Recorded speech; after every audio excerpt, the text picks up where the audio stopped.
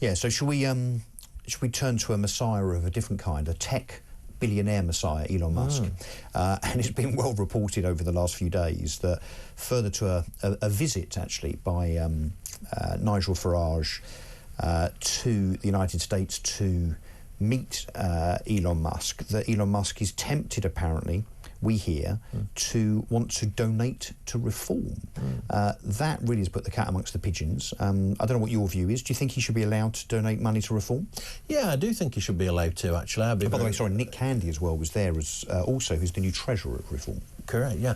I think he should be able to donate. He has a business interest in Britain, a strong business interest in Britain, so he's got a vested interest, which I think is a positive. He's helping stimulate our economy. One of his relatives, was it one of his parents or grandparents was British, I think? I didn't know that, actually. So, yeah. But Tesla, he sells cars in Britain. And X has a subsidiary here? Yeah, absolutely. So he makes money here? Yeah, and contributes to the economy. And interestingly, Russell, we have in our democracy a bit of a link there. If you want to stand as a councillor, and we were talking about councils earlier, if you want to stand as a councillor, you don't have to necessarily live in the area.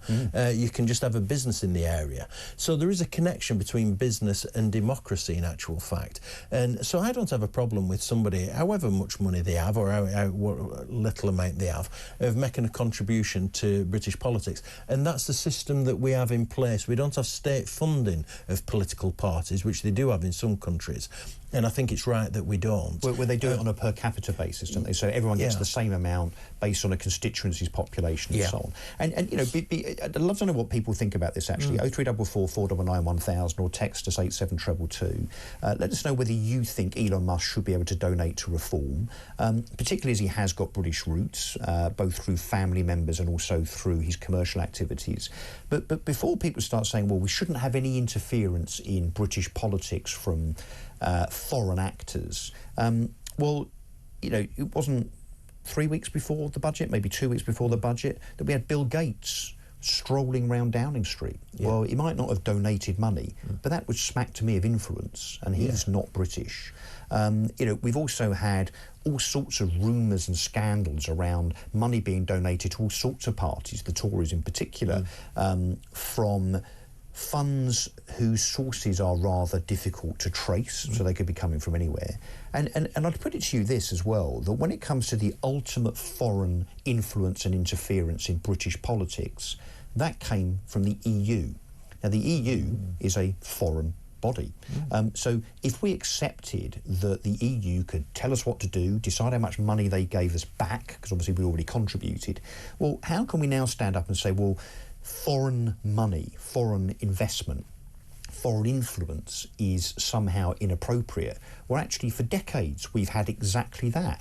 It's interesting, though, that, of course, as soon as someone comes along that is, rich enough to donate, let's say, $100 million to reform, but also politically connected to someone like Donald Trump, all of a sudden, people start getting concerned about it. And actually, not just the Labour Party, but, of course, Kemi Badenoch, who has said, no, I don't think anyone should come and be able to buy politics. Well, that's pretty rich coming from the Conservative Party. Don't you think? Oh, yeah, absolutely. The two mainstream parties are panicking, aren't they? Because, one, he could give a chunk of money, a sizable donation, and also because he's very connected to Trump, as you've pointed out. There's no doubt about it. If he does make a donation, and I think under the rules currently, he's well within his rights to make a donation. And, I don't think they'll be able to change the rules beforehand. It would look very strange if they attempted to rush legislation through to stop him. That would look very bad. So if he does make a donation and it's sizable, that will give reform a real advantage. I mean, and let's not forget this. You pointed out the Conservatives have had major donations in the past. Labour had millions upon millions in the run-up to the July general election from companies and individuals who wanted to be on the winning side. So let's not be too critical of this donation. I remember Lord Ashcroft, who, as far as I remember, is domiciled in Belize. Well, he has always been a donor to the Conservative Party. I mean, on and off, actually, depending on who the leader is, and has also funded lots and lots of polling in the run-up to elections, and so on. And that's before we even get on to whether it's legitimate for the unions, for instance, to be bankrolling the Labour Party and so on. I've got a text I want to read you, actually, Simon. You ready for this? Yeah, this is, let me just find it again, sorry. It's about you. And basically what it says is, where is it? It says, how can you move from socialist to capitalist so easily? Oh, that's an interesting question. I would never describe myself as a socialist. I wouldn't either, but that's what the text says. No, so I never. So that's not where I were on the trajectory. As I pointed out earlier, I was right-wing Labour, so more of a social democrat in actual fact. And from there, not so much. I've always been pro-capitalism. That's what makes the world go around. Before I became an MP, I had my own business. I had 20-odd staff. Ran one of the few Labour MPs ever to have been in business. I was going to say, if you were now on the front bench, you'd be the only one. Yeah, absolutely, completely, yeah. This is Dan from Kent, by the way. Right, in all that is holy, did Simon scrap socialism for pure capitalism? I'm confused or suspicious. Well, I guess, look, maybe Dan doesn't quite understand the various spectrums of the Labour Party, a bit like the Conservative Party. You know, you've got the Blairs on the right, and then you've got the Corbyns on the left, and a big kind of swathe of different views in the middle of all that, I guess. So, but yeah, I would never have characterised you as a socialist. That's for sure. But look, Dan from Kent, hopefully that answers your question as to how Simon has scrapped socialism, because he never was a socialist, and has gone now for pure capitalism. I mean, frankly, if you don't believe in capitalism, then you may as well be in North Korea, mightn't you? Yeah, absolutely. And credit to Dan for asking the question, but if I see him on Twitter or X, I promise not to block him. Yeah, no, I'm sure you wouldn't do that. Going back to Kemi Badenoch, so how do you think she's done? Well, how's her start been? Yeah, I think she's quite good at Prime Minister's questions, which we catch a glimpse of, don't we? Even the public catch a glimpse of that. It's the bit of politics that the public do engage with, is PMQs, Prime Minister's questions. And she's been doing quite well at that. But that's about it. I think her profile, and a journalist did a tweet over the weekend, Andrew Pierce from the Daily Mail. He was saying, where is she this weekend in the Sunday papers? There was nothing from... Yeah, so I think she's had rather a weak start. Actually, I must admit, I think she's had a pretty weak start. I don't think she's displayed her vision. I don't think she's laid that out at all in terms of what she would do if she were Prime Minister. She's not clarified that big question over her before she was elected, which is, will she come out the ECHR? Because she obviously didn't do what Jenrick did, which was to say, yes, I will. She said she would kind of take it under advisement, not a yes, not a no. And I hate those politicians' answers, particularly over something that is so fundamentally important to our whole immigration problem, which is the ECHR, and changing the Human Rights Act to kind of unshackle us from the ECHR. I don't think she's been particularly eloquent. I don't think she's landed many punches. And I think the problem for Kemi is that, of course, she's got a bit of a record of not being particularly strong on immigration. So she voted to lift the cap on immigration, and I think when she stands at the dispatch box and tries to land a blow on Keir Starmer about immigration, it's very easy just for him to punch straight back and just say, well, where were you for the last 14 years? Because your lot have done an appalling job. And he's right. Yeah. And so in that respect, and I guess the same would have been said of Jenrick, you end up then with the epitome of Punch and Judy politics. I don't think she's landing a glove.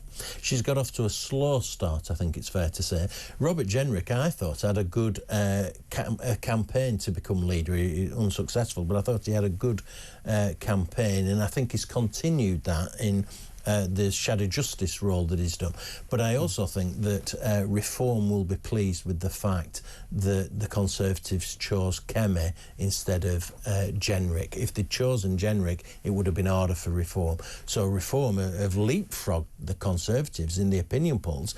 In a couple of instances in the last couple of weeks, they've been ahead of the Conservatives in the opinion polls. It's a real three-horse race all around the mid-20s, Labour, Conservative, Reform. Well, and assisted, I guess, by their new membership play, which is to reduce membership for youngsters. That would be interesting if Labour do actually force through votes for 16-year-olds, because I think that could potentially backfire on Labour, actually, and play into Reform's hands. And the fact that they've got a live counter, I think, haven't they, Reform? Yeah, on their website, showing how many members they've got. I don't know where it is right now, Dean. I don't know if you can tell us. 120-something thousand members, I think. We'll come back to you exactly what the number is, because it's a ticker on the Reform website.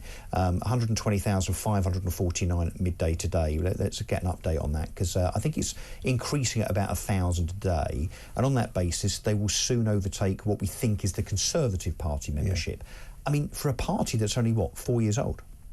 Absolutely incredible. You're exactly right. It's in the Times today in terms of Labour likely to get legislation through for 16-year-olds. I think I have mixed views about it, I have to say, but I think you're exactly right. Lots of those young people will turn out to vote Reform. In terms of the membership of Reform, the Tories have got about 131,000 members, just over. And they've got this counter, which I think is a really smart move. But by the way, Dean's just telling me 122,876. That's up nearly 2,000 in an afternoon. Well, yeah, I think it's about 3,000 in the last 24 hours, and it's continually increasing. Now, they were hoping to overtake the Tories on 131,000 by mid-January. I think with momentum, they could easily reach the target before the end of Careful December. how you use the word momentum. Yes, absolutely. Sorry, yeah, another faction of the Labour Party that we don't want back. That's right. Yeah, I don't know what's happened to them, actually, but good riddance. But yeah, I think Reform could reach the target, 131,000, by the end of December.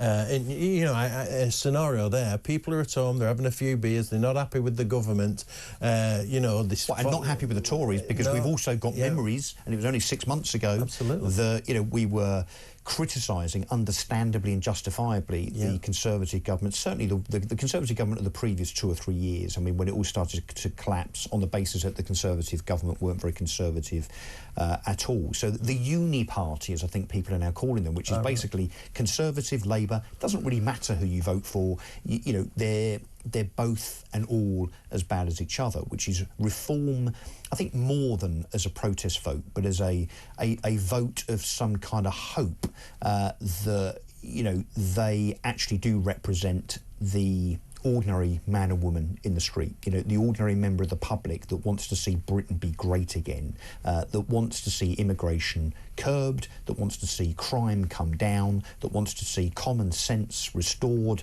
to such things as identity politics, I hate that phrase, and the economy to be strong, business to be bolstered. We just want to go back to the good times, don't we, rather than this ideological Marxism that we have now, or pontificating pompous conservatism that we had 6, 7, 8 months ago. I think, genuinely, given what's happening naturally, it seems now, with Reform and their membership increase, not just how they're polling, but how they're starting to do in local elections, at council level, county council by-elections, district council by-elections.